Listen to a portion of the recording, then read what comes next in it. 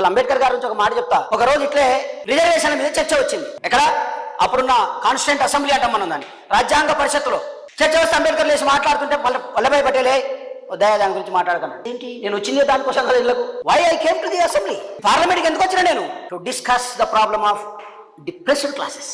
నా ప్రజల కోసం వచ్చినా కదా, అవే మాట్లాడుతూ అంటే నోనో అవి మాట్లాడితే మెరిట్ దెబ్బతింటుంది అన్నాడు. అంబేద్కర్ గారు వెంటనే లేచి కింద పడేసి మీకు మీ సభకు ఒక నమస్కారం, నేను రేపు నుంచి రాటేనని వెళ్ళిపోయాను. వాకౌట్. రెండో రోజు సప్పగుంది సభ, మూడో రోజు మళ్ళా సభ పడింది, నాలుగో రోజు అసలు గొంతే లేదు.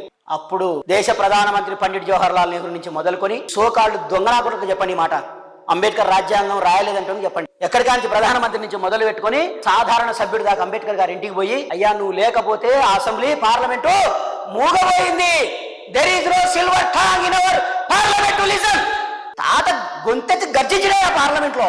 అందుకు మనం సగర్వంగా ఆయన అంబేద్కరిస్టులు అని చెప్పుకోవాలి. అందుకు